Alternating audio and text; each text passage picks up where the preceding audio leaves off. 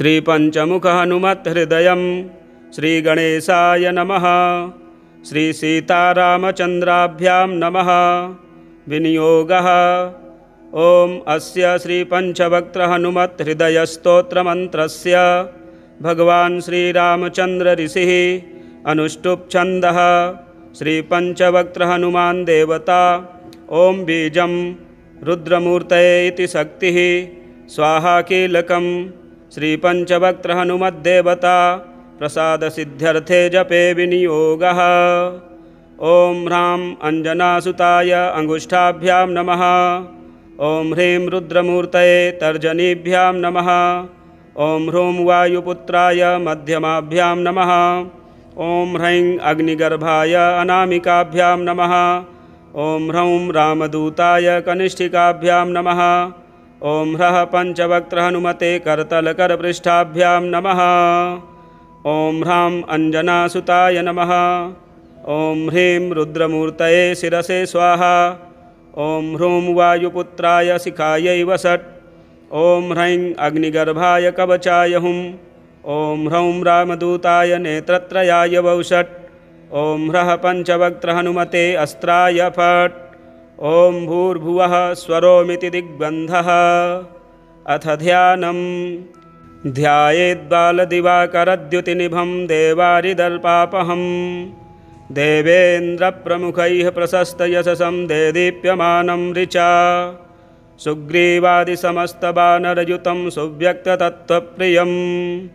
संरक्तारुणलोचनं पवनजं पीताम्बरालङ्कृतम्। ॐ नमो वायुपुत्राय पञ्चवक्त्राय ते नमः। नमोऽस्तु दीर्घबालाय राक्षसान्तकराय च। वज्रदेह नमस्तुभ्यं शताननमदापः। सीतासन्तोषकरण नमो राघवकिङ्कर। सृष्टिप्रवर्तक नमो महास्थित नमो नमः। कलाकाष्ठस्वरूपाय माससंवत्सरात्मकः। नमस्ते ब्रह्मरूपाय शिवरूपाय ते नमः। नमो विष्णुस्वरूपाय सूर्यरूपाय ते नमः। नमो वह्निस्वरूपाय नमो गगनचारिणे। सर्वारम्भा वनचर अशोकवननाशक। नमो कैलासनिलय मलयाचलसंश्रय। नमो रावणनाशाय इन्द्रजिद्वधकारिणे। महादेवात्मकं नमो नमो वायुतनोद्भव। नमः सुग्रीव सचिव सीतासन्तोषकारण। समुद्रोल्लङ्घन नमो सौमित्रेह प्राणदायक। महावीर नमस्तुभ्यं दीर्घबाहो नमो नमः। दीर्घबाल नमस्तुभ्यं वज्रदेह नमो नमः। छायाग्रहहर नमो वर सौम्यमुखे क्षण। सर्वदेवसु संसेव्य मुनिसङ्घ नमस्कृत। अर्जुनध्वज संवास कृष्णार्जुन सुपूजित। धर्मार्थकाममोक्षाख्य पुरुषार्थ प्रवर्तक। ब्रह्मास्त्रवन्द्य भगवन् आहतासुरनायक। भक्तकल्पमहाभुज भूतवेतालनाशक। दुष्टग्रहहरानन्त वासुदेव नमोऽस्तु ते। श्रीरामकार्ये चतुर पार्वती गर्भसम्भव। नमः पम्पावनचर ऋष्यमूककृतालय। धान्यमालीसापहर कालनेमिनिबर्हण। सुवर्चला प्राणनाथ रामचन्द्रपरायण। नमो वर्गस्वरूपाय वर्णनीयगुणोदय। वरिष्ठाय नमस्तुभ्यं वेदरूप नमो नमः। नमस्तुभ्यं भूयो भूयो नमाम्यहम्। इति ते कथितं देवी हृदयं श्रीहनुमतः। सर्वसम्पत्करं पुण्यं सर्वसौख्यविवर्धनं। दुष्टभूतग्रहहरं क्षयापस्मारनाशनं। यस्त्वात्मनियमो भक्त्या वायुसूनोः सुमङ्गलं। हृदयं पठते नित्यं स ब्रह्मसदृशो भवेत्। अजप्तं हृदयं य इमं मन्त्रं जपति मानवः। स दुःखं शीघ्रमाप्नोति मन्त्रसिद्धिर्न जायते। सत्यं सत्यं पुनः सत्यं मन्त्रसिद्धिकरं परम्। इत्थं च कथितं पूर्वं साम्बेन स्वप्रियां प्रति। महर्षेर्गौतमात् पूर्वं मया प्राप्तमिदं मुने तन्मया प्रहितं सर्वं शिष्यवात्सल्यकारणात् तन्मया प्रहितं सर्वं शिष्यवात्सल्यकारणात्। श्रीपराशरसंहितान्तर्गते श्रीपराशरमैत्रेयसंवादे श्रीपञ्चमुखहनुमत्हृदयं स्तोत्रं सम्पूर्णम्। श्रीघटिकाचलहनुमत्स्तोत्रम्। शङ्खचक्रधरं देवं घटिकाचलवासिनं योगारूढं ह्याञ्जनेयं वायुपुत्रं नमाम्यहम्। भक्ताभीष्टप्रदातारं चतुर्बाहुविराजितं दिवाकरद्युतिनिभं वन्देऽहं पवनात्मजं। कौपीनमेखलासूत्रं स्वर्णकुण्डलमण्डितं लङ्घिताब्धिं रामदूतं नमामि सततं हरिं। दैत्यानां नाशनार्थाय महाकायधरं विभुं गदाधरकरो यस्तं वन्देऽहं मारुतात्मजं। नृसिंहाभिमुखो भूत्वा पर्वताग्रे च संस्थितं वाञ्छन्तं ब्रह्मपदवीं नमामि कपिनायकम्। बालादित्यवपुष्कं च सागरोत्तारकारकं समीरवेगं देवेशं वन्दे ह्यमितविक्रमं। पद्मरागारुणमणिशोभितं कामरूपिणं पारिजाततरुस्थं च वन्देऽहं वनचारिणं। रामदूतनमस्तुभ्यं पादपद्मार्चनं सदा देहि मे वाञ्छितफलं पुत्रपौत्रप्रवर्धनम्। इदं स्तोत्रं पठेन्नित्यं प्रातःकाले द्विजोत्तमः तस्याभीष्टं ददात्यासु रामभक्तो महाबलः। तस्याभीष्टं ददात्यासु रामभक्तो महाबलः। आज मंगलवार के दिन सभी कष्टों से मुक्ति पाने के लिए इन स्तोत्रों को श्रवण करें और यदि हमारे चैनल में नए हैं तो चैनल को सब्सक्राइब करें, वीडियो शेयर करें, लाइक करें। श्री हनुमदष्टोत्तर शतनाम स्तोत्रम्।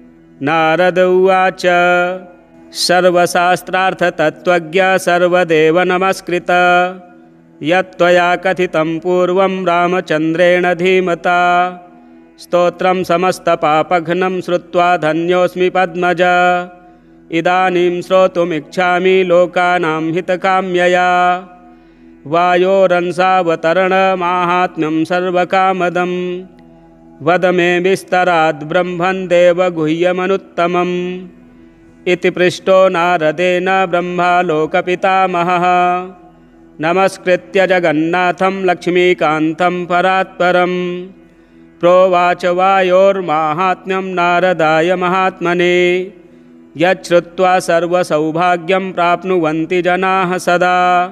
ब्रह्मोवाच इदं रहस्यं पापघ्नं वायोरष्टोत्तरं शतं विष्णुना लोकनाथेन रमायै कथितं पुरा। रमा मामाह यद्दिव्यं तत्ते वक्ष्यामि नारद। इदं पवित्रं पापघ्नं श्रद्धया हृदि धारय। ॐ हनुमानञ्जनापुत्रो वायुसूनुर्महाबलः रामदूतो हरिश्रेष्ठः सूरीकेसरी नन्दनः। सूर्यश्रेष्ठो महाकायो वज्री वज्रपहारवान् महासत्त्वो महारूपो ब्रह्मण्यो ब्राह्मणप्रियः। मुख्यप्राणो महाभीमः पूर्णप्रज्ञो महागुरुः। ब्रह्मचारी वृक्षधरः पुण्यः श्रीरामकिङ्करः। सीताशोकविनाशी च सिंहिका प्राणनाशकः। मैनाकगर्वभङ्गश्च छायाग्रहनिवारकः। लङ्कामोक्षप्रदो देवः सीतामार्गणतत्परः। रामाङ्गुलिप्रदाता च सीताहर्षविवर्धनः। महारूपधरो दिव्यो ह्यशोकवननाशकः। मन्त्रिपुत्रहरो वीरः पञ्चसेनाग्रमर्दनः। दशकण्ठसुतघ्नश्च ब्रह्मास्त्रवसगोव्ययः। दशास्यसल्लापपरो लङ्कापुरविदाहकः। तीर्णाब्धिकपिराजश्च कपियूथप्ररञ्जकः। चूडामणिप्रदाता च श्रीवत्सः प्रियदर्शकः।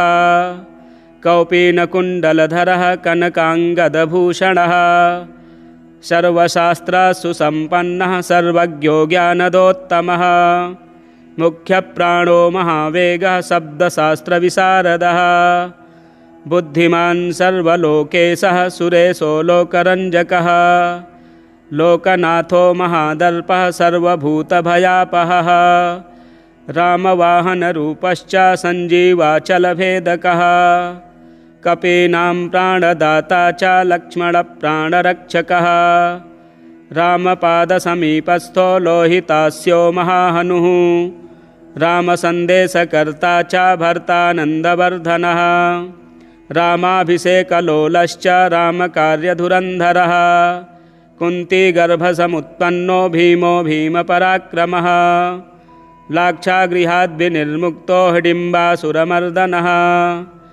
धर्मानुजः पाण्डुपुत्रो धनञ्जयसहायवान् बकासुरवधोद्युक्तस्तद्ग्रामपरिरक्षकः भिक्षाहाररतो नित्यं कुलालगृहमध्यगः पाञ्चाल्युद्वाहसञ्जातः सम्मोदो बहुकान्तिमान् विराटनगरे गूढचरः कीचकमर्दनः दुर्योधननिहन्ता च जरासन्धविमर्दनः सौगन्धिकापहर्ता च द्रौपदी प्राणवल्लभः पूर्णबोधो व्यासशिष्यो यतिरूपो महामतिः दुर्वादिगजसिंहस्य तर्कशास्त्रस्य खण्डकः बौद्धागमविभेत्ता च सांख्यशास्त्रस्य दूषकः द्वैतशास्त्रप्रणेता च वेदव्यासमतानुगः पूर्णानन्दः पूर्णसत्त्वः पूर्णवैराग्यसागरः इति श्रुत्वा नारदस्तु वायोश्चरितमद्भुतं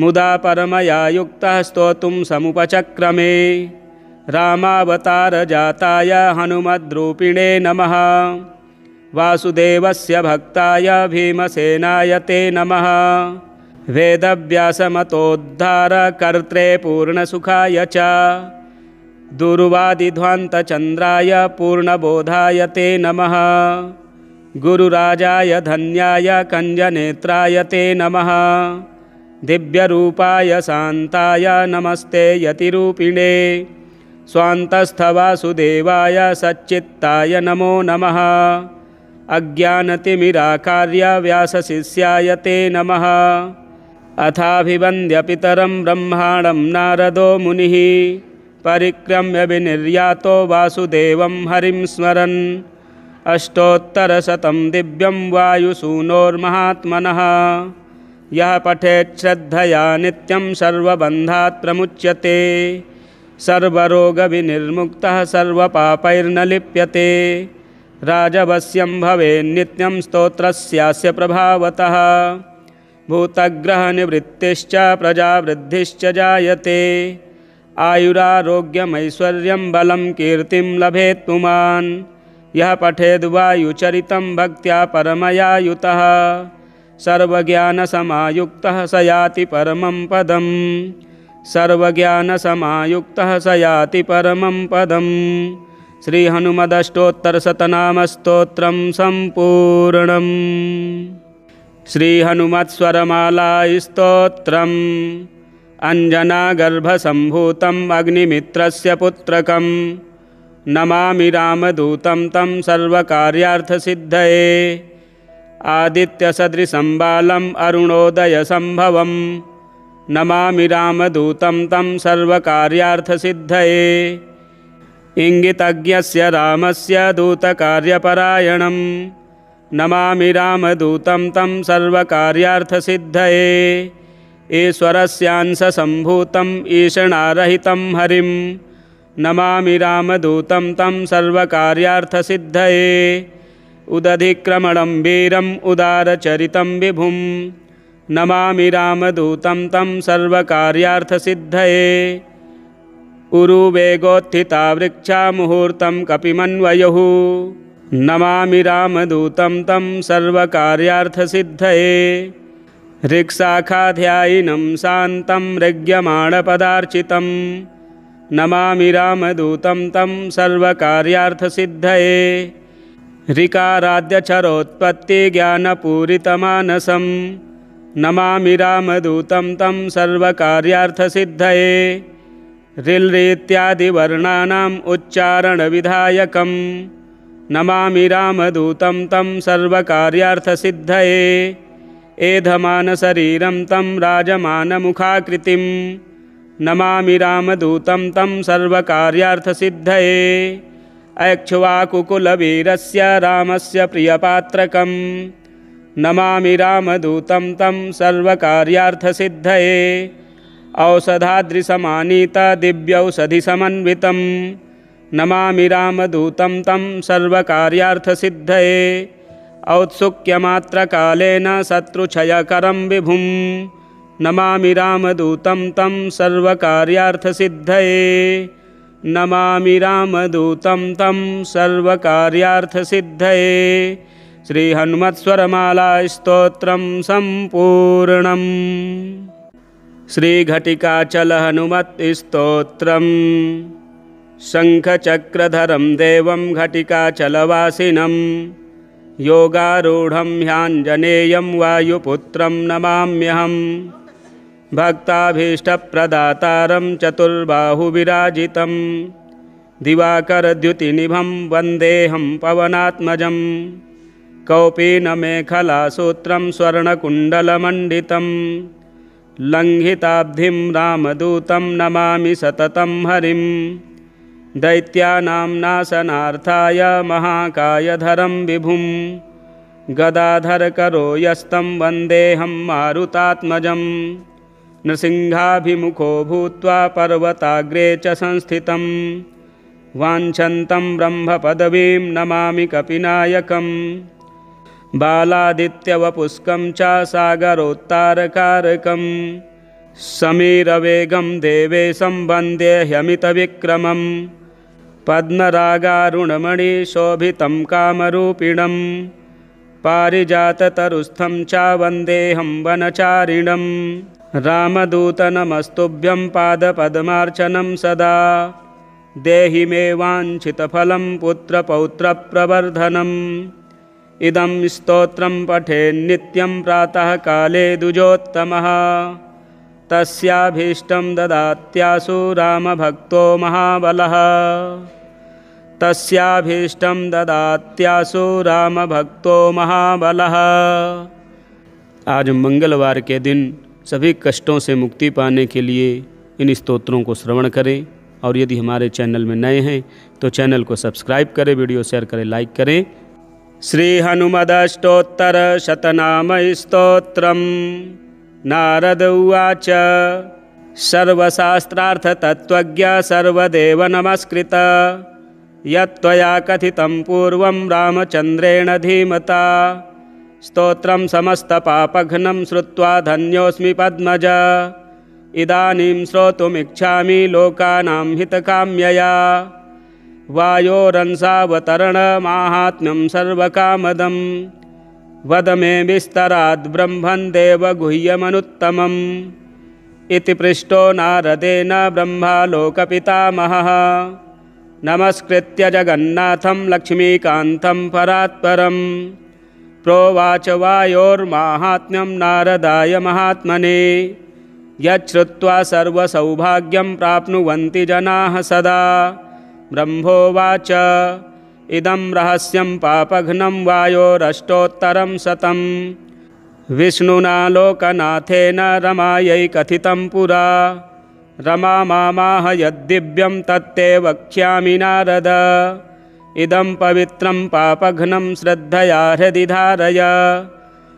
ॐ हनुमानञ्जनापुत्रो वायुसूनुर्महाबलः रामदूतो हरिश्रेष्ठः सूरीकेसरी नन्दनः सूर्यश्रेष्ठो महाकायो वज्री वज्रपहारवान् महासत्त्वो महारूपो ब्रह्मण्यो ब्राह्मणप्रियः मुख्यप्राणो महाभीमः पूर्णप्रज्ञो महागुरुः ब्रह्मचारी वृक्षधरः पुण्यः श्रीरामकिङ्करः सीताशोकविनाशी च सिंहिका प्राणनाशकः मैनाकगर्वभङ्गश्च छायाग्रहनिवारकः लङ्कामोक्षप्रदो देवः सीतामार्गणतत्परः रामाङ्गुलिप्रदाता च सीताहर्षविवर्धनः महारूपधरो दिव्यो ह्यशोकवननाशकः मन्त्रिपुत्रहरो वीरः पञ्चसेनाग्रमर्दनः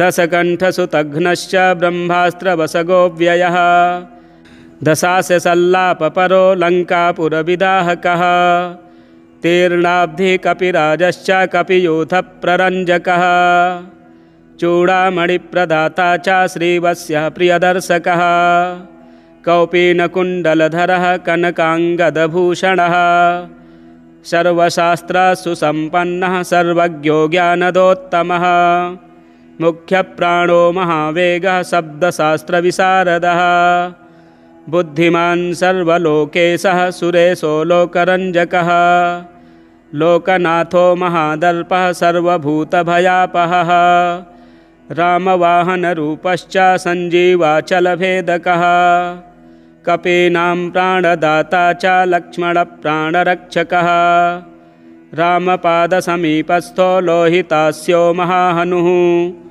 रामसन्देशकर्ता च भर्तानन्दवर्धनः रामाभिषेकलोलश्च रामकार्यधुरन्धरः कुन्तीगर्भसमुत्पन्नो भीमो भीमपराक्रमः लाक्षागृहाद्विनिर्मुक्तो हिडिम्बासुरमर्दनः धर्मानुजः पाण्डुपुत्रो धनञ्जयसहायवान् बकासुरवधोद्युक्तस्तद्ग्रामपरिरक्षकः भिक्षाहाररतो नित्यं कुलालगृहमध्यगः पाञ्चाल्युद्वाहसञ्जातः सम्मोदो बहुकान्तिमान् विराटनगरे गूढचरः कीचकमर्दनः दुर्योधननिहन्ता च जरासन्धविमर्दनः सौगन्धिकापहर्ता च द्रौपदी प्राणवल्लभः पूर्णबोधो व्यासशिष्यो यतिरूपो महामतिः दुर्वादिगजसिंहस्य तर्कशास्त्रस्य खण्डकः बौद्धागमविभेत्ता च साङ्ख्यशास्त्रस्य दूषकः द्वैतशास्त्रप्रणेता च वेदव्यासमतानुगः पूर्णानन्दः पूर्णसत्त्वः पूर्णवैराग्यसागरः इति श्रुत्वा नारदस्तु वायोश्चरितमद्भुतं मुदा परमया युक्तः स्तोतुं समुपचक्रमे रामावतारजाताय हनुमद्रूपिणे नमः वासुदेवस्य भक्ताय भीमसेनाय ते नमः वेदव्यासमतोद्धारकर्त्रे पूर्णसुखाय च दुर्वादिध्वान्तचन्द्राय पूर्णबोधाय ते नमः गुरुराजाय धन्याय कञ्जनेत्राय ते नमः दिव्यरूपाय शान्ताय नमस्ते यतिरूपिणे स्वान्तस्थवासुदेवाय सच्चित्ताय नमो नमः अज्ञानतिमिराकार्य व्यासशिष्याय ते नमः अथाभिवन्द्य पितरं ब्रह्माणं नारदो मुनिः परिक्रम्य विनिर्यातो वासुदेवं हरिं स्मरन् अष्टोत्तरशतं दिव्यं वायुसूनोर्महात्मनः यः पठेत् श्रद्धया नित्यं सर्वबन्धात् प्रमुच्यते सर्वरोगविनिर्मुक्तः सर्वपापैर्न लिप्यते राजवश्यं भवेन्नित्यं स्तोत्रस्यास्य प्रभावतः भूतग्रहनिवृत्तिश्च प्रजावृद्धिश्च जायते आयुरारोग्यमैश्वर्यं बलं कीर्तिं लभेत् पुमान् यः पठेद्वायुचरितं भक्त्या परमया युतः सर्वज्ञानसमायुक्तः स याति परमं पदम् सर्वज्ञानसमायुक्तः स याति परमं पदम् श्रीहनुमदष्टोत्तरशतनामस्तोत्रं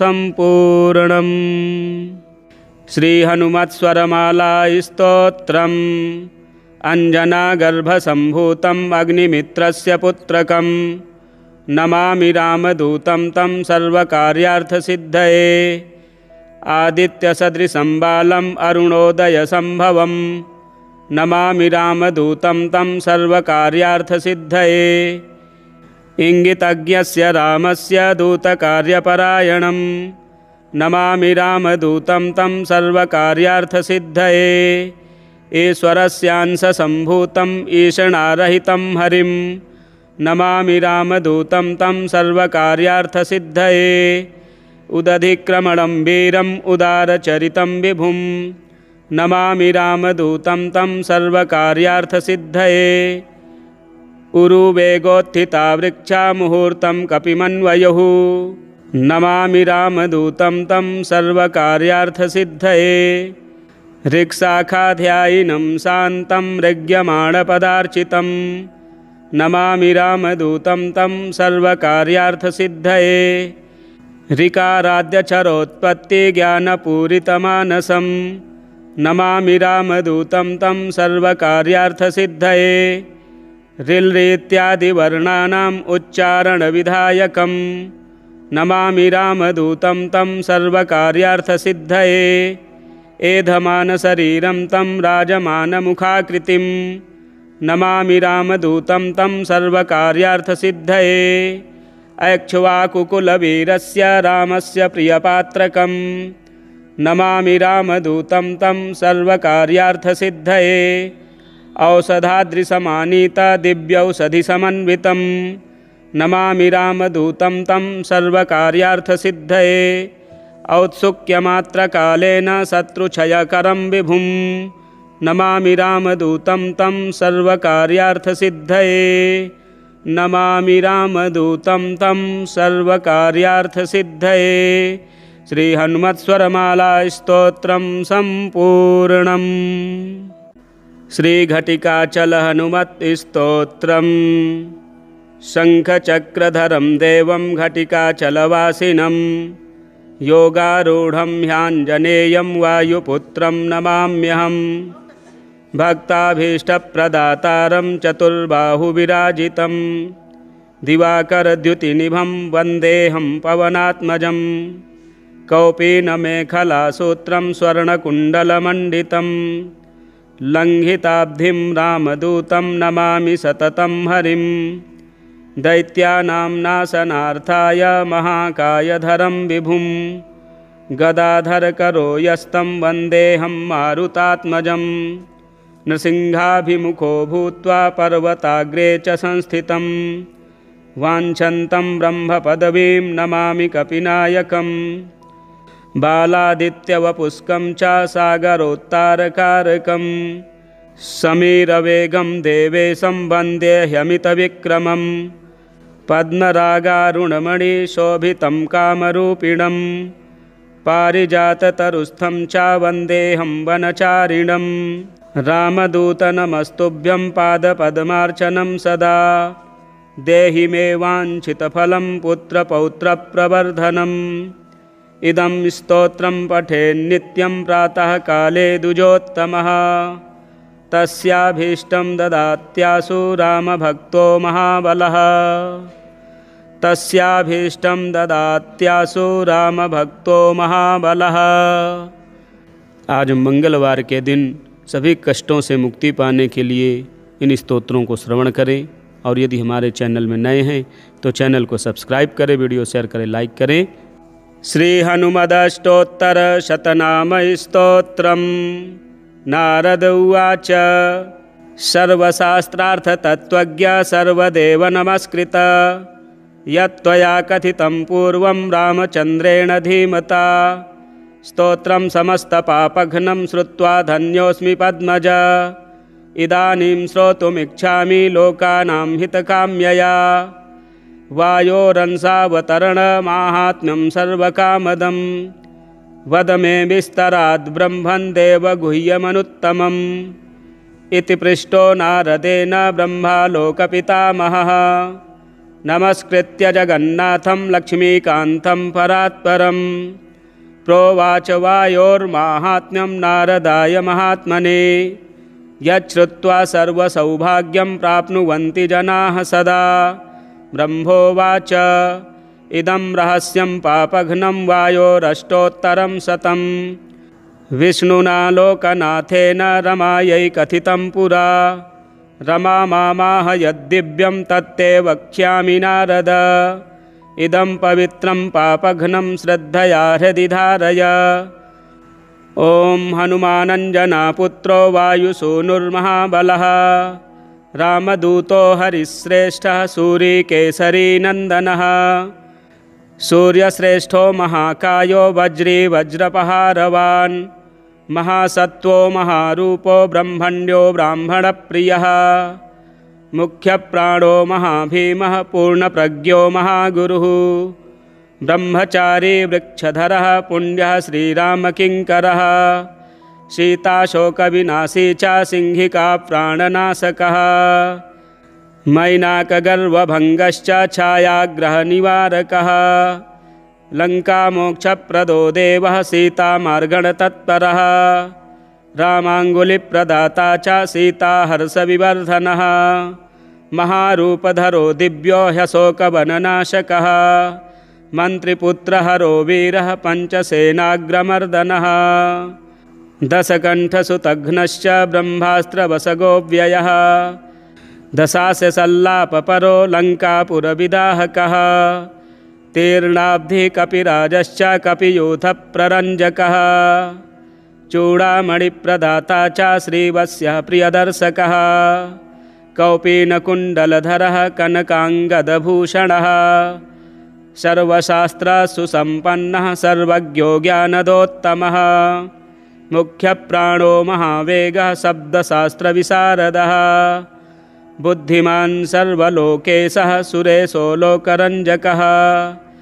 लोकनाथो महादर्पः सर्वभूतभयापहः रामवाहनरूपश्च सञ्जीवाचलभेदकः कपीनां प्राणदाता च लक्ष्मणप्राणरक्षकः रामपादसमीपस्थो लोहितास्यो महाहनुः रामसन्देशकर्ता च भर्तानन्दवर्धनः रामाभिषेकलोलश्च रामकार्यधुरन्धरः कुन्तीगर्भसमुत्पन्नो भीमो भीमपराक्रमः लाक्षागृहाद्विनिर्मुक्तो हिडिम्बासुरमर्दनः धर्मानुजः पाण्डुपुत्रो धनञ्जयसहायवान् बकासुरवधोद्युक्तस्तद्ग्रामपरिरक्षकः भिक्षाहाररतो नित्यं कुलालगृहमध्यगः पाञ्चाल्युद्वाहसञ्जातः सम्मोदो बहुकान्तिमान् विराटनगरे गूढचरः कीचकमर्दनः दुर्योधननिहन्ता च जरासन्धविमर्दनः सौगन्धिकापहर्ता च द्रौपदी प्राणवल्लभः पूर्णबोधो व्यासशिष्यो यतिरूपो महामतिः दुर्वादिगजसिंहस्य तर्कशास्त्रस्य खण्डकः बौद्धागमविभेत्ता च साङ्ख्यशास्त्रस्य दूषकः द्वैतशास्त्रप्रणेता च वेदव्यासमतानुगः पूर्णानन्दः पूर्णसत्त्वः पूर्णवैराग्यसागरः इति श्रुत्वा नारदस्तु वायोश्चरितमद्भुतं मुदा परमया युक्तः स्तोतुं समुपचक्रमे रामावतारजाताय हनुमद्रूपिणे नमः वासुदेवस्य भक्ताय भीमसेनाय ते नमः वेदव्यासमतोद्धारकर्त्रे पूर्णसुखाय च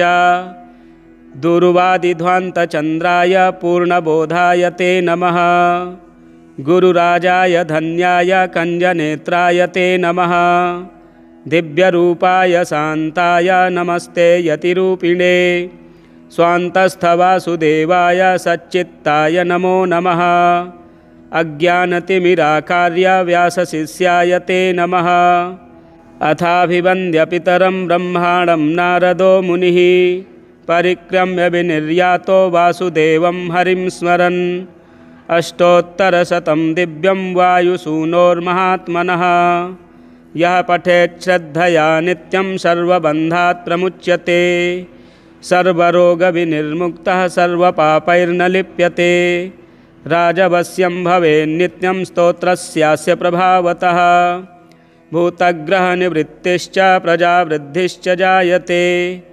आयुरारोग्यमैश्वर्यं बलं कीर्तिं लभेत् पुमान् यः पठेद्वायुचरितं भक्त्या परमया युतः सर्वज्ञानसमायुक्तः स याति परमं पदम् सर्वज्ञानसमायुक्तः स याति परमं पदम् श्रीहनुमदष्टोत्तरशतनामस्तोत्रं सम्पूर्णम्। श्रीहनुमत्स्वरमालास्तोत्रम् अञ्जनागर्भसम्भूतम् अग्निमित्रस्य पुत्रकम् नमामि रामदूतं तं सर्वकार्यार्थसिद्धये। आदित्यसदृशं बालम् अरुणोदयसम्भवम् नमामि रामदूतं तं सर्वकार्यार्थसिद्धये। इंगितज्ञस्य रामस्य दूतकार्यपरायणम् नमामि रामदूतं तं सर्वकार्यार्थसिद्धये। ईश्वरस्यांशसम्भूतम् ईषणारहितं हरिं नमामि रामदूतं तं सर्वकार्यार्थसिद्धये। उदधिक्रमणं वीरम् उदारचरितं विभुं नमामि रामदूतं तं सर्वकार्यार्थसिद्धये। उरुवेगोत्थिता वृक्षा मुहूर्तं कपिमन्वयुः नमामि रामदूतं तं सर्वकार्यार्थसिद्धये। ऋक्शाखाध्यायिनं शान्तं ऋग्यमाणपदार्चितं नमामि रामदूतं तं सर्वकार्यार्थसिद्धये। ऋकाराद्यचरोत्पत्तिज्ञानपूरितमानसं नमामि रामदूतं तं सर्वकार्यार्थसिद्धये। ऋल्रीत्यादिवर्णानाम् उच्चारणविधायकं नमामि रामदूतं तं सर्वकार्यार्थसिद्धये। एधमानशरीरं तं राजमानमुखाकृतिं नमामि रामदूतं तं सर्वकार्यार्थसिद्धये। ऐक्ष्वाकुकुलवीरस्य रामस्य प्रियपात्रकं नमामि रामदूतं तं सर्वकार्यार्थसिद्धये। औषधाद्रिसमानीता दिव्यौषधिसमन्वितं नमामि रामदूतं तं सर्वकार्यार्थसिद्धये। औत्सुक्यमात्रकालेन शत्रुक्षयकरं विभुं नमामि रामदूतं तं सर्वकार्यार्थसिद्धये। नमामि रामदूतं तं सर्वकार्यार्थसिद्धये। श्रीहनुमत्स्वरमालास्तोत्रं सम्पूर्णम्। श्रीघटिकाचलहनुमत्स्तोत्रम् शङ्खचक्रधरं देवं घटिकाचलवासिनं योगारूढं ह्याञ्जनेयं वायुपुत्रं नमाम्यहं। भक्ताभीष्टप्रदातारं चतुर्बाहुविराजितं दिवाकरद्युतिनिभं वन्देऽहं पवनात्मजं। कौपीनमेखलासूत्रं स्वर्णकुण्डलमण्डितं लङ्घिताब्धिं रामदूतं नमामि सततं हरिं।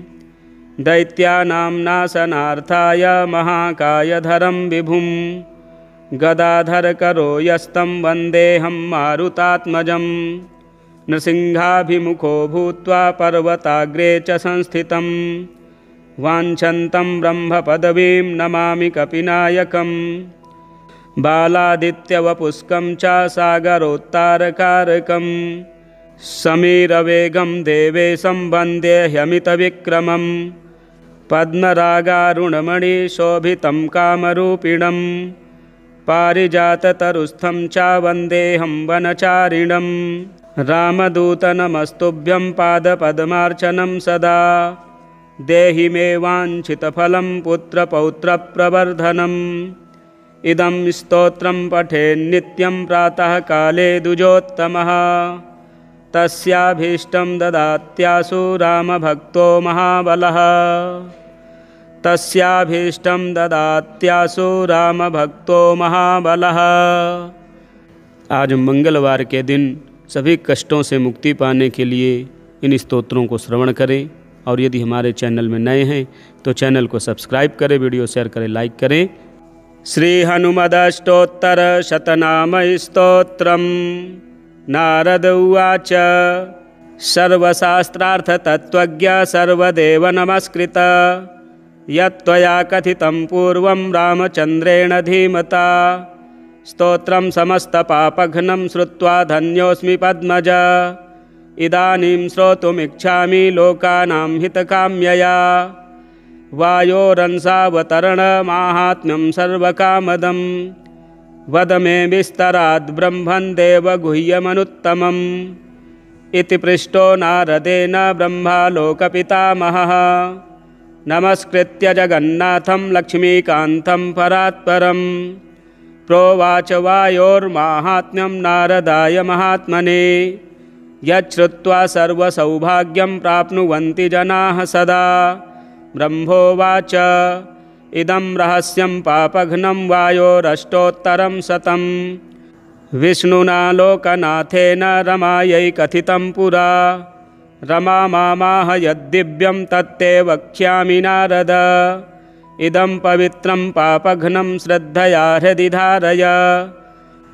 ॐ हनुमानञ्जनापुत्रो वायुसूनुर्महाबलः रामदूतो हरिश्रेष्ठः सूरीकेसरी नन्दनः सूर्यश्रेष्ठो महाकायो वज्री वज्रपहारवान् महासत्त्वो महारूपो ब्रह्मण्यो ब्राह्मणप्रियः मुख्यप्राणो महाभीमः पूर्णप्रज्ञो महागुरुः ब्रह्मचारी वृक्षधरः पुण्यः श्रीरामकिङ्करः सीताशोकविनाशी च सिंहिका प्राणनाशकः मैनाकगर्वभङ्गश्च छायाग्रहनिवारकः लङ्कामोक्षप्रदो देवः सीतामार्गणतत्परः रामाङ्गुलिप्रदाता च सीताहर्षविवर्धनः महारूपधरो दिव्यो ह्यशोकवननाशकः मन्त्रिपुत्रहरो वीरः पञ्चसेनाग्रमर्दनः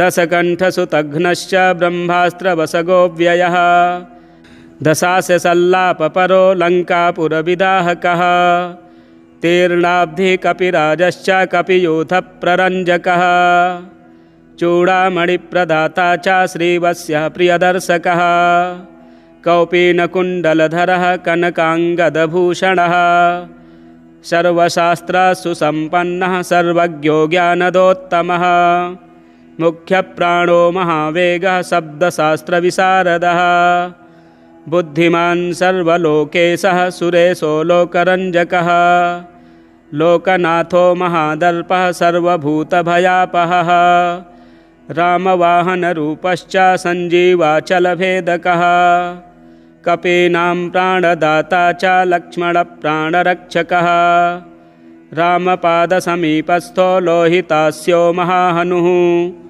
रामसन्देशकर्ता च भर्तानन्दवर्धनः रामाभिषेकलोलश्च रामकार्यधुरन्धरः कुन्तीगर्भसमुत्पन्नो भीमो भीमपराक्रमः लाक्षागृहाद्विनिर्मुक्तो हिडिम्बासुरमर्दनः धर्मानुजः पाण्डुपुत्रो धनञ्जयसहायवान् बकासुरवधोद्युक्तस्तद्ग्रामपरिरक्षकः भिक्षाहाररतो नित्यं कुलालगृहमध्यगः पाञ्चाल्युद्वाहसञ्जातः सम्मोदो बहुकान्तिमान् विराटनगरे गूढचरः कीचकमर्दनः दुर्योधननिहन्ता च जरासन्धविमर्दनः सौगन्धिकापहर्ता च द्रौपदी प्राणवल्लभः पूर्णबोधो व्यासशिष्यो यतिरूपो महामतिः दुर्वादिगजसिंहस्य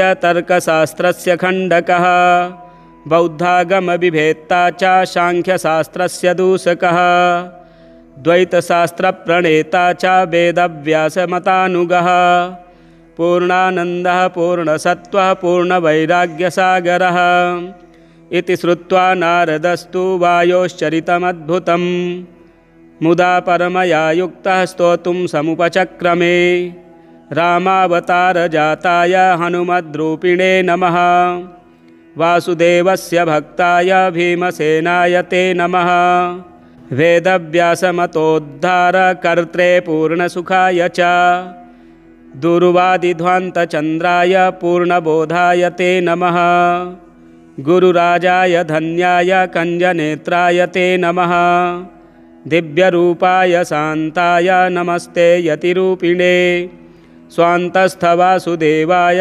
सच्चित्ताय नमो नमः अज्ञानतिमिराकार्य व्यासशिष्याय ते नमः अथाभिवन्द्य पितरं ब्रह्माणं नारदो मुनिः परिक्रम्य विनिर्यातो वासुदेवं हरिं स्मरन् अष्टोत्तरशतं दिव्यं वायुसूनोर्महात्मनः यः पठेत् श्रद्धया नित्यं सर्वबन्धात् प्रमुच्यते। सर्वरोगविनिर्मुक्तः सर्वपापैर्न लिप्यते। राजवश्यं भवेन्नित्यं स्तोत्रस्यास्य प्रभावतः। भूतग्रहनिवृत्तिश्च प्रजावृद्धिश्च जायते। आयुरारोग्यमैश्वर्यं बलं कीर्तिं लभेत् पुमान्। यः पठेद् वायुचरितं भक्त्या परमया युतः। सर्वज्ञानसमायुक्तः स याति परमं पदम्। सर्वज्ञानसमायुक्तः स याति परमं पदम्। श्री हनुमदष्टोत्तरशतनामस्तोत्रं सम्पूर्णम्। श्री हनुमत्स्वरमाला स्तोत्रम्। अंजनागर्भसम्भूतम् अग्निमित्रस्य पुत्रकम्। नमामि रामदूतं तं सर्वकार्यार्थसिद्धये। आदित्यसदृशं बालम् अरुणोदयसम्भवम्। नमामि रामदूतं तं सर्वकार्यार्थसिद्धये। इंगितज्ञस्य रामस्य दूतकार्यपरायणम्। नमामि रामदूतं तं सर्वकार्यार्थसिद्धये। ईश्वरस्यांशसम्भूतम् ईषणारहितं हरिं। नमामि रामदूतं तं सर्वकार्यार्थसिद्धये। उदधिक्रमणं वीरम् उदारचरितं विभुं। नमामि रामदूतं तं सर्वकार्यार्थसिद्धये। उरुवेगोत्थिता वृक्षा मुहूर्तं कपिमन्वयुः। नमामि रामदूतं तं सर्वकार्यार्थसिद्धये। ऋक्शाखाध्यायिनं शान्तं ऋग्यमाणपदार्चितं। नमामि रामदूतं तं सर्वकार्यार्थसिद्धये। ऋकाराद्यक्षरोत्पत्तिज्ञानपूरितमानसं। नमामि रामदूतं तं सर्वकार्यार्थसिद्धये। ऋल्रीत्यादिवर्णानाम् उच्चारणविधायकं। नमामि रामदूतं तं सर्वकार्यार्थसिद्धये। एधमानशरीरं तं राजमानमुखाकृतिं। नमामि रामदूतं तं सर्वकार्यार्थसिद्धये। ऐक्ष्वाकुकुलवीरस्य रामस्य प्रियपात्रकं। नमामि रामदूतं तं सर्वकार्यार्थसिद्धये। औषधाद्रिसमानीतदिव्यौषधिसमन्वितं। नमामि रामदूतं तं सर्वकार्यार्थसिद्धये। औत्सुक्यमात्रकालेन शत्रुक्षयकरं विभुं। नमामि रामदूतं तं सर्वकार्यार्थसिद्धये। नमामि रामदूतं तं सर्वकार्यार्थसिद्धये। श्री हनुमत्स्वरमाला स्तोत्रं सम्पूर्णम्। श्री घटिकाचल हनुमत् स्तोत्रम्। शङ्खचक्रधरं देवं घटिकाचलवासिनं। योगारूढं ह्याञ्जनेयं वायुपुत्रं नमाम्यहम्। भक्ताभीष्टप्रदातारं चतुर्बाहुविराजितं। दिवाकरद्युतिनिभं वन्देऽहं पवनात्मजं। कौपीनमेखलासूत्रं स्वर्णकुण्डलमण्डितं। लङ्घिताब्धिं रामदूतं नमामि सततं हरिं। दैत्यानां नाशनार्थाय महाकायधरं विभुं। गदाधरकरो यस्तं वन्देऽहं मारुतात्मजं। नृसिंहाभिमुखो भूत्वा पर्वताग्रे च संस्थितं। वाञ्छन्तं ब्रह्मपदवीं नमामि कपिनायकम्। बालादित्यवपुष्कं च सागरोत्तारकारकं। समीरवेगं देवेशं वन्दे ह्यमितविक्रमं। पद्मरागारुणमणिशोभितं कामरूपिणं। पारिजाततरुस्थं च वन्देऽहं वनचारिणं। रामदूतनमस्तुभ्यं पादपद्मार्चनं सदा। देहि मे वाञ्छितफलं पुत्रपौत्रप्रवर्धनम्। इदं स्तोत्रं पठेन्नित्यं प्रातःकाले द्विजोत्तमः। तस्याभीष्टं ददात्याशु रामभक्तो महाबलः।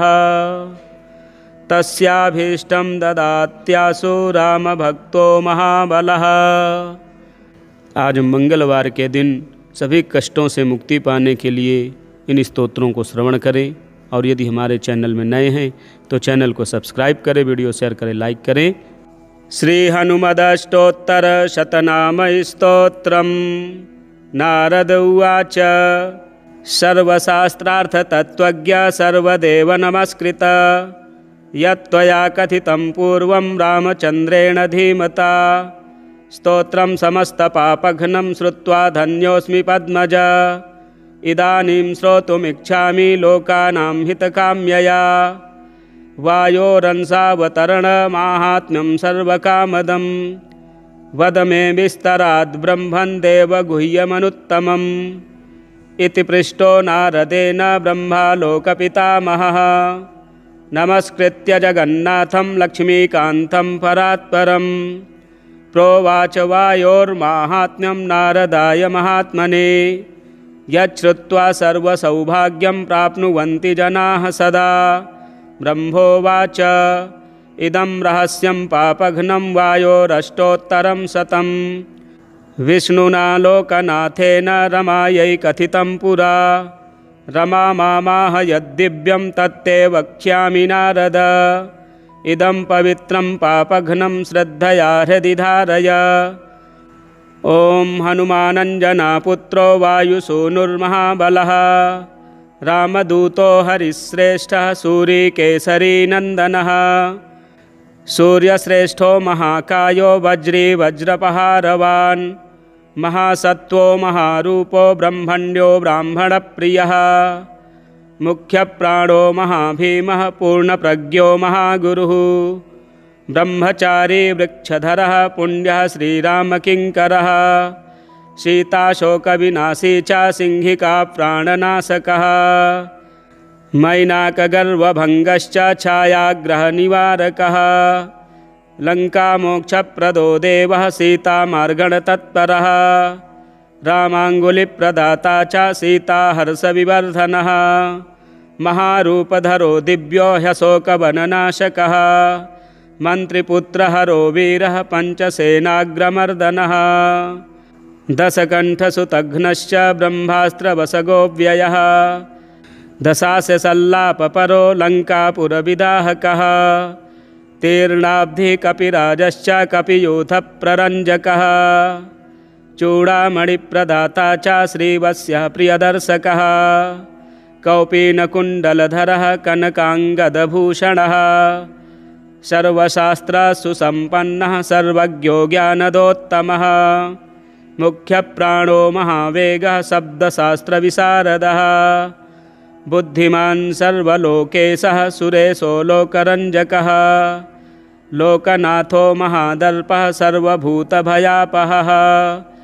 रामवाहनरूपश्च सञ्जीवाचलभेदकः कपीनां प्राणदाता च लक्ष्मणप्राणरक्षकः रामपादसमीपस्थो लोहितास्यो महाहनुः रामसन्देशकर्ता च भर्तानन्दवर्धनः रामाभिषेकलोलश्च रामकार्यधुरन्धरः कुन्तीगर्भसमुत्पन्नो भीमो भीमपराक्रमः लाक्षागृहाद्विनिर्मुक्तो हिडिम्बासुरमर्दनः धर्मानुजः पाण्डुपुत्रो धनञ्जयसहायवान् बकासुरवधोद्युक्तस्तद्ग्रामपरिरक्षकः भिक्षाहाररतो नित्यं कुलालगृहमध्यगः पाञ्चाल्युद्वाहसञ्जातः सम्मोदो बहुकान्तिमान् विराटनगरे गूढचरः कीचकमर्दनः दुर्योधननिहन्ता च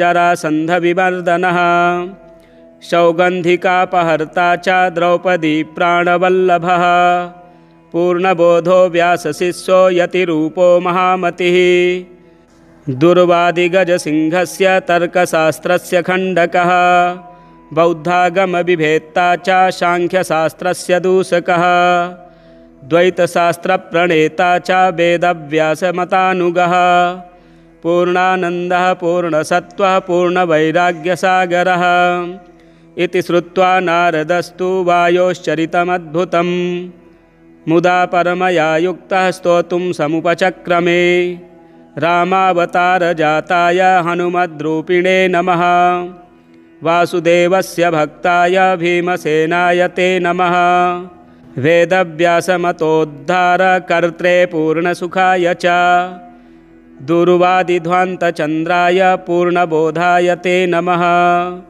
गुरुराजाय धन्याय कञ्जनेत्राय ते नमः। दिव्यरूपाय शान्ताय नमस्ते यतिरूपिणे। स्वान्तस्थवासुदेवाय सच्चित्ताय नमो नमः। अज्ञानतिमिराकार्य व्यासशिष्याय ते नमः। अथाभिवन्द्य पितरं ब्रह्माणं नारदो मुनिः। परिक्रम्य विनिर्यातो वासुदेवं हरिं स्मरन्। अष्टोत्तरशतं दिव्यं वायुसूनोर्महात्मनः। यः पठेत् श्रद्धया नित्यं सर्वबन्धात् प्रमुच्यते। सर्वरोगविनिर्मुक्तः सर्वपापैर्न लिप्यते। राजवश्यं भवेन्नित्यं स्तोत्रस्यास्य प्रभावतः। भूतग्रहनिवृत्तिश्च प्रजावृद्धिश्च जायते। आयुरारोग्यमैश्वर्यं बलं कीर्तिं लभेत् पुमान्। यः पठेद्वायुचरितं भक्त्या परमया युतः। सर्वज्ञानसमायुक्तः स याति परमं पदम्। सर्वज्ञानसमायुक्तः स याति परमं पदम्। श्रीहनुमदष्टोत्तरशतनामस्तोत्रं सम्पूर्णम्। श्रीहनुमत्स्वरमाला स्तोत्रम्। अञ्जनागर्भसम्भूतम् अग्निमित्रस्य पुत्रकम्। नमामि रामदूतं तं सर्वकार्यार्थसिद्धये। आदित्यसदृशं बालम् अरुणोदयसम्भवम्। नमामि रामदूतं तं सर्वकार्यार्थसिद्धये। इंगितज्ञस्य रामस्य दूतकार्यपरायणम्। नमामि रामदूतं तं सर्वकार्यार्थसिद्धये। ईश्वरस्यांशसम्भूतम् ईषणारहितं हरिं। नमामि रामदूतं तं सर्वकार्यार्थसिद्धये। उदधिक्रमणं वीरम् उदारचरितं विभुं। नमामि रामदूतं तं सर्वकार्यार्थसिद्धये। उरुवेगोत्थिता वृक्षा मुहूर्तं कपिमन्वयुः। नमामि रामदूतं तं सर्वकार्यार्थसिद्धये। ऋक्शाखाध्यायिनं शान्तं ऋग्यमाणपदार्चितं। नमामि रामदूतं तं सर्वकार्यार्थसिद्धये। ऋकाराद्यचरोत्पत्तिज्ञानपूरितमानसं। नमामि रामदूतं तं सर्वकार्यार्थसिद्धये। ऋल्-ऋत्यादिवर्णानाम् उच्चारणविधायकम्। नमामि रामदूतं तं सर्वकार्यार्थसिद्धये। एधमानशरीरं तं राजमानमुखाकृतिं। नमामि रामदूतं तं सर्वकार्यार्थसिद्धये। ऐक्ष्वाकुकुलवीरस्य रामस्य प्रियपात्रकम्। नमामि रामदूतं तं सर्वकार्यार्थसिद्धये। औषधाद्रिसमानीता दिव्यौषधिसमन्वितं। नमामि रामदूतं तं सर्वकार्यार्थसिद्धये। औत्सुक्यमात्रकालेन शत्रुक्षयकरं विभुं। नमामि रामदूतं तं सर्वकार्यार्थसिद्धये। नमामि रामदूतं तं सर्वकार्यार्थसिद्धये। श्रीहनुमत्स्वरमाला स्तोत्रं सम्पूर्णम्। श्रीघटिकाचलहनुमत् स्तोत्रम्। शङ्खचक्रधरं देवं घटिकाचलवासिनं। योगारूढं ह्याञ्जनेयं वायुपुत्रं नमाम्यहम्। भक्ताभीष्टप्रदातारं चतुर्बाहुविराजितं। दिवाकरद्युतिनिभं वन्देऽहं पवनात्मजं। कौपीनमेखलासूत्रं स्वर्णकुण्डलमण्डितं। लङ्घिताब्धिं रामदूतं नमामि सततं हरिं। दैत्यानां नाशनार्थाय महाकायधरं विभुं। गदाधरकरो यस्तं वन्देऽहं मारुतात्मजं। नृसिंहाभिमुखो भूत्वा पर्वताग्रे च संस्थितं। वाञ्छन्तं ब्रह्मपदवीं नमामि कपिनायकम्। बालादित्यवपुष्कं च सागरोत्तारकारकम्। समीरवेगं देवेशं वन्दे ह्यमितविक्रमम्। पद्मरागारुणमणिशोभितं कामरूपिणं। पारिजाततरुस्थं च वन्देऽहं वनचारिणं। रामदूत नमस्तुभ्यं पादपद्मार्चनं सदा। देहि मे वाञ्छितफलं पुत्रपौत्रप्रवर्धनम्। इदं स्तोत्रं पठेन्नित्यं प्रातः काले द्विजोत्तमः।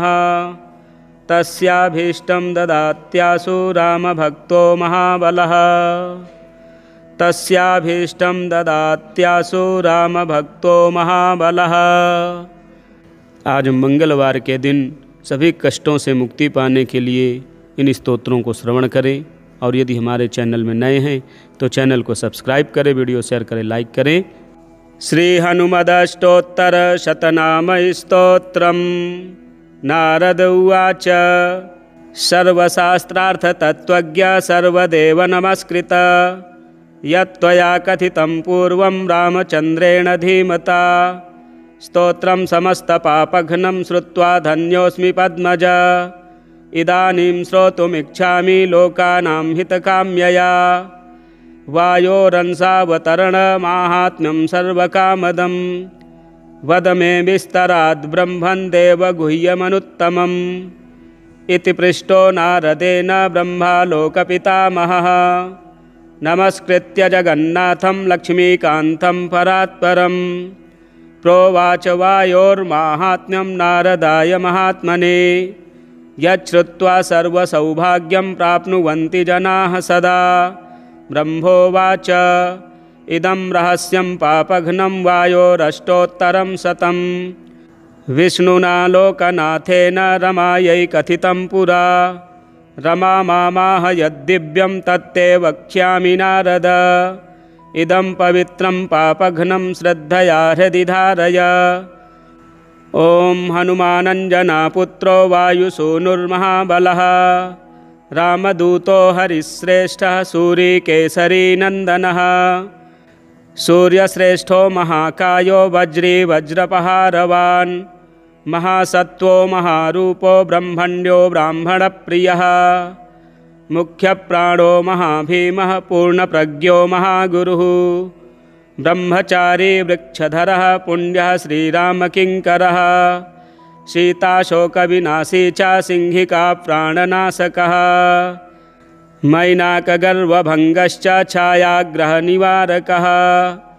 लङ्कामोक्षप्रदो देवः सीतामार्गणतत्परः। रामाङ्गुलिप्रदाता च सीताहर्षविवर्धनः। महारूपधरो दिव्यो ह्यशोकवननाशकः। मन्त्रिपुत्रहरो वीरः पञ्चसेनाग्रमर्दनः। दशकण्ठसुतघ्नश्च ब्रह्मास्त्रवसगोऽव्ययः। दशास्यसल्लापपरो लङ्कापुरविदाहकः। तीर्णाब्धिकपिराजश्च कपियूथप्ररञ्जकः। चूडामणिप्रदाता च श्रीवत्सः प्रियदर्शकः। कौपीनकुण्डलधरः कनकाङ्गदभूषणः। सर्वशास्त्रसुसम्पन्नः सर्वज्ञो ज्ञानदोत्तमः। मुख्यप्राणो महावेगः शब्दशास्त्रविशारदः। बुद्धिमान् सर्वलोकेशः सुरेशो लोकरञ्जकः। लोकनाथो महादर्पः सर्वभूतभयापहः। रामवाहनरूपश्च सञ्जीवाचलभेदकः। कपीनां प्राणदाता च लक्ष्मणप्राणरक्षकः। रामपादसमीपस्थो लोहितास्यो महाहनुः। रामसन्देशकर्ता च भर्तानन्दवर्धनः। रामाभिषेकलोलश्च रामकार्यधुरन्धरः। कुन्तीगर्भसमुत्पन्नो भीमो भीमपराक्रमः। लाक्षागृहाद्विनिर्मुक्तो हिडिम्बासुरमर्दनः। धर्मानुजः पाण्डुपुत्रो धनञ्जयसहायवान्। बकासुरवधोद्युक्तस्तद्ग्रामपरिरक्षकः। भिक्षाहाररतो नित्यं कुलालगृहमध्यगः। पाञ्चाल्युद्वाहसञ्जातः सम्मोदो बहुकान्तिमान्। विराटनगरे गूढचरः कीचकमर्दनः। दुर्योधननिहन्ता च जरासन्धविमर्दनः। सौगन्धिकापहर्ता च द्रौपदी प्राणवल्लभः। पूर्णबोधो व्यासशिष्यो यतिरूपो महामतिः। दुर्वादिगजसिंहस्य तर्कशास्त्रस्य खण्डकः। बौद्धागमविभेत्ता च सांख्यशास्त्रस्य दूषकः द्वैतशास्त्रप्रणेता च वेदव्यासमतानुगः पूर्णानन्दः पूर्णसत्त्वः पूर्णवैराग्यसागरः इति श्रुत्वा नारदस्तु वायोश्चरितमद्भुतं मुदा परमया युक्तः स्तोतुं समुपचक्रमे रामावतारजाताय हनुमद्रूपिणे नमः वासुदेवस्य भक्ताय भीमसेनाय ते नमः वेदव्यासमतोद्धारकर्त्रे पूर्णसुखाय च दुर्वादिध्वान्तचन्द्राय पूर्णबोधाय ते नमः गुरुराजाय धन्याय कञ्जनेत्राय ते नमः दिव्यरूपाय शान्ताय नमस्ते यतिरूपिणे स्वान्तस्थवासुदेवाय सच्चित्ताय नमो नमः अज्ञानतिमिराकार्य व्यासशिष्याय ते नमः अथाभिवन्द्य पितरं ब्रह्माणं नारदो मुनिः परिक्रम्य विनिर्यातो वासुदेवं हरिं स्मरन् अष्टोत्तरशतं दिव्यं वायुसूनोर्महात्मनः यः पठेत् श्रद्धया नित्यं सर्वबन्धात् प्रमुच्यते सर्वरोगविनिर्मुक्तः सर्वपापैर्न लिप्यते राजवश्यं भवेन्नित्यं स्तोत्रस्यास्य प्रभावतः भूतग्रहनिवृत्तिश्च प्रजावृद्धिश्च जायते आयुरारोग्यमैश्वर्यं बलं कीर्तिं लभेत् पुमान् यः पठेद् वायुचरितं भक्त्या परमया युतः सर्वज्ञानसमायुक्तः स याति परमं पदम् सर्वज्ञानसमायुक्तः स याति परमं पदम् श्री हनुमदष्टोत्तरशतनामस्तोत्रं सम्पूर्णम्।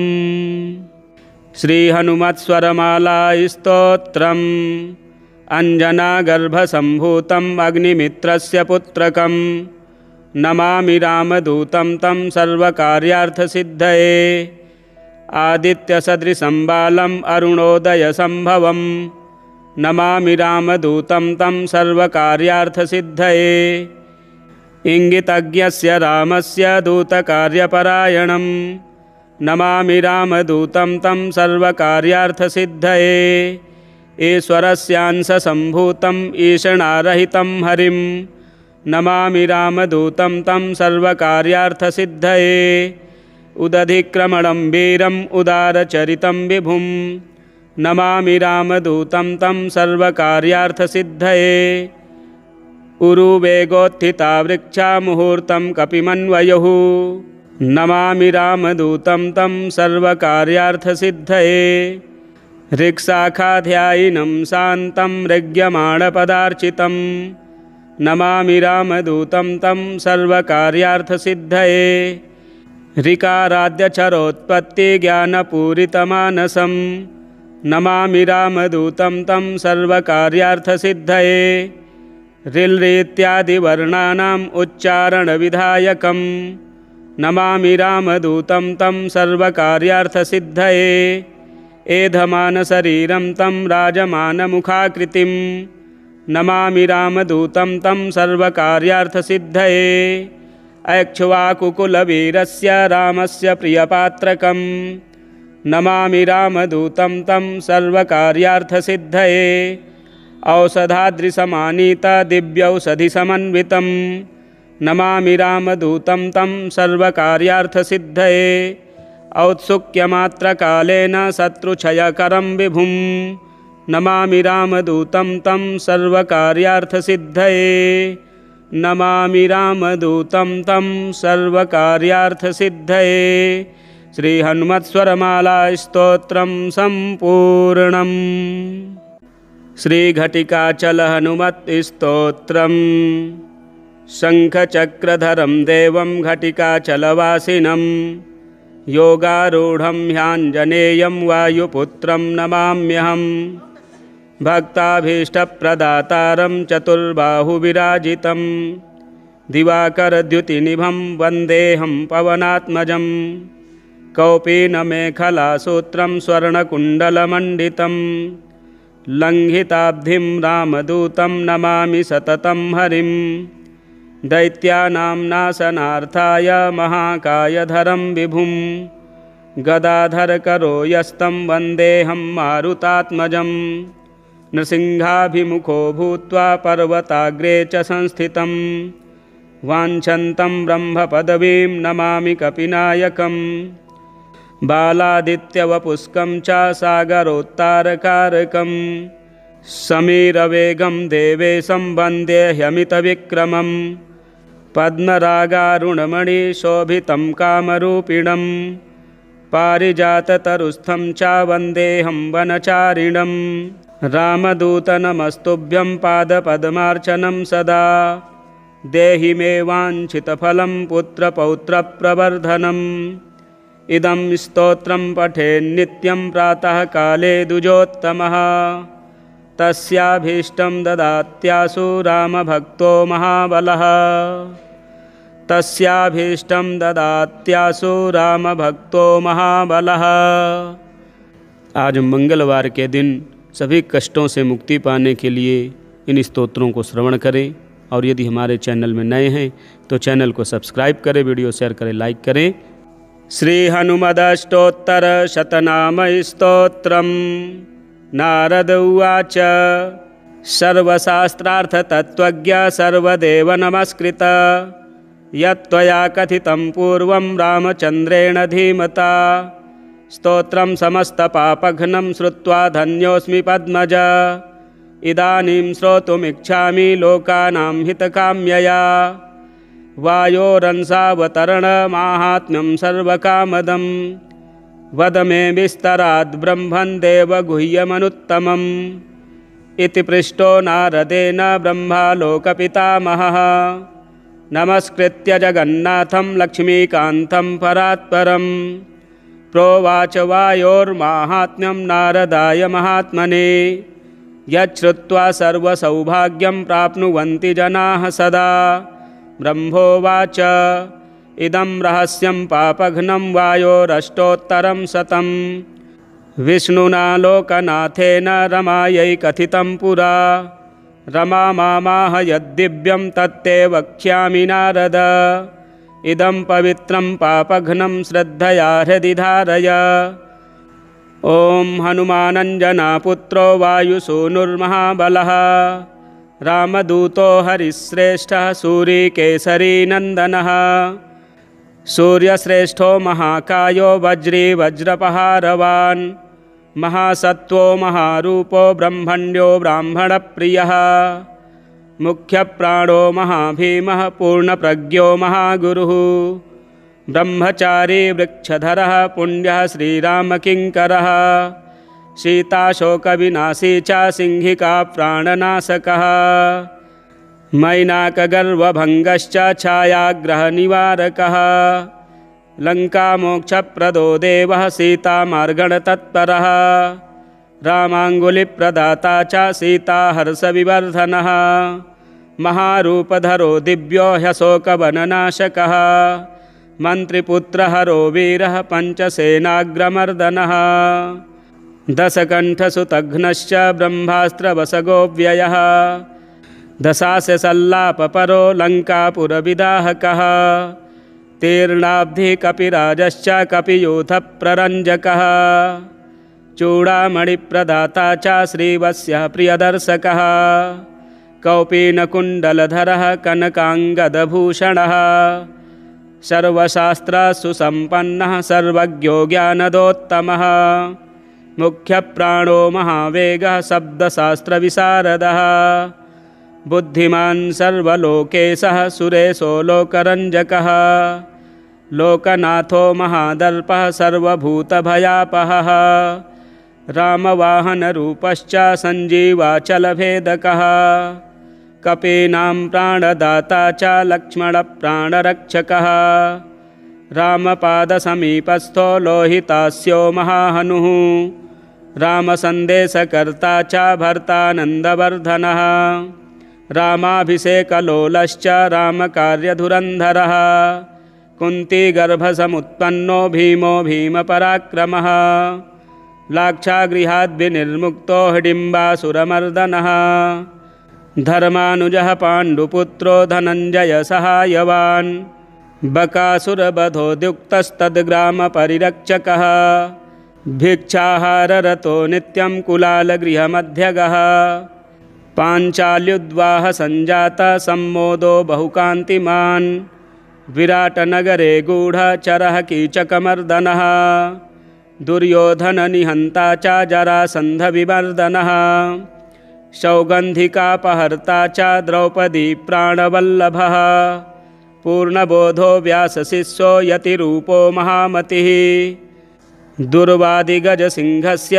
तर्कशास्त्रस्य खण्डकः बौद्धागमविभेत्ता च सांख्यशास्त्रस्य दूषकः द्वैतशास्त्रप्रणेता च वेदव्यासमतानुगः पूर्णानन्दः पूर्णसत्त्वः पूर्णवैराग्यसागरः इति श्रुत्वा नारदस्तु वायोश्चरितमद्भुतम् मुदा परमया युक्तः स्तोतुं समुपचक्रमे रामावतारजाताय हनुमद्रूपिणे नमः वासुदेवस्य भक्ताय भीमसेनाय ते नमः वेदव्यासमतोद्धारकर्त्रे पूर्णसुखाय च दुर्वादिध्वान्तचन्द्राय पूर्णबोधाय ते नमः गुरुराजाय धन्याय कञ्जनेत्राय ते नमः दिव्यरूपाय शान्ताय नमस्ते यतिरूपिणे स्वान्तस्थवासुदेवाय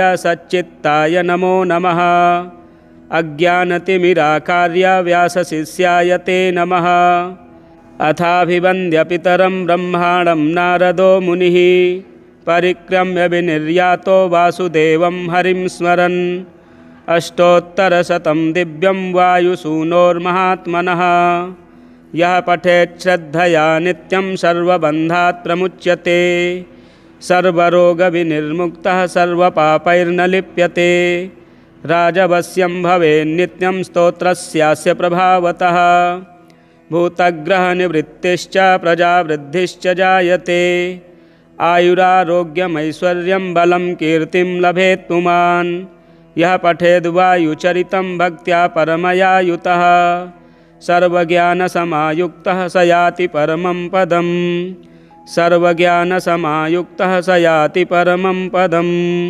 श्रीहनुमदष्टोत्तरशतनामस्तोत्रं सम्पूर्णम्।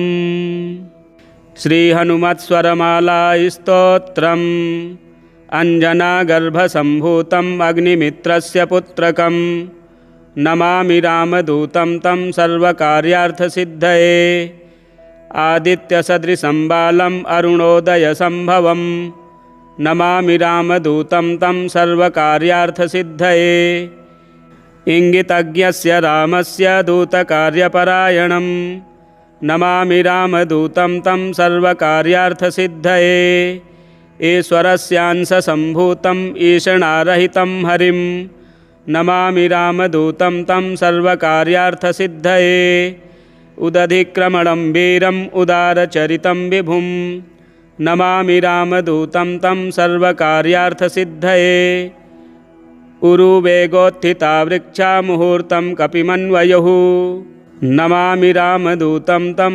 सर्वकार्यार्थसिद्धये ऋक्शाखाध्यायिनं शान्तं ऋग्यमाणपदार्चितं नमामि रामदूतं तं सर्वकार्यार्थसिद्धये ऋकाराद्यक्षरोत्पत्तिज्ञानपूरितमानसं नमामि रामदूतं तं सर्वकार्यार्थसिद्धये ऋल्-इत्यादिवर्णानाम् उच्चारणविधायकं नमामि रामदूतं तं सर्वकार्यार्थसिद्धये एधमानशरीरं तं राजमानमुखाकृतिं नमामि रामदूतं तं सर्वकार्यार्थसिद्धये ऐक्ष्वाकुकुलवीरस्य रामस्य प्रियपात्रकं नमामि रामदूतं तं सर्वकार्यार्थसिद्धये औषधाद्रिसमानीतदिव्यौषधिसमन्वितं नमामि रामदूतं तं सर्वकार्यार्थसिद्धये